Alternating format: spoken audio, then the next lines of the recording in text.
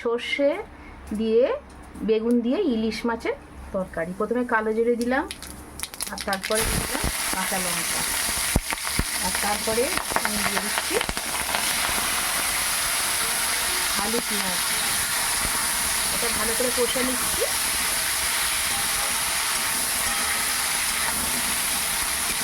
হলুদ, সর্ষে পোস্তটা আমি দিয়ে দিলাম,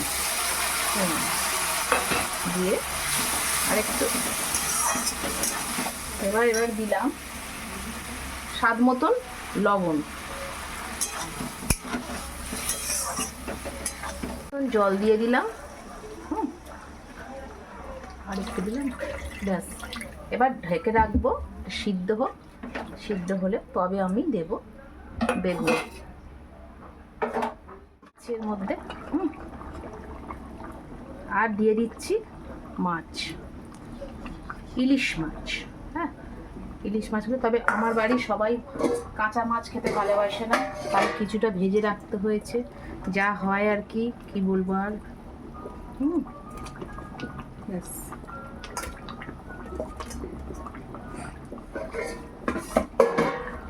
এবার আমি কি করব না, এটাকে ঢেকে দেব। দেখুন, কাঁচা তেল, যেহেতু সর্ষে আছে কাঁচা তেল দিয়ে দিলাম, দিয়ে একটু করে নিয়ে না, দেখুন রেডি আমার সর্ষে পোস্ত বেগুন সঙ্গে ইলিশ। কেমন লাগলো আমাকে অবশ্যই করে আপনারা জানাবেন।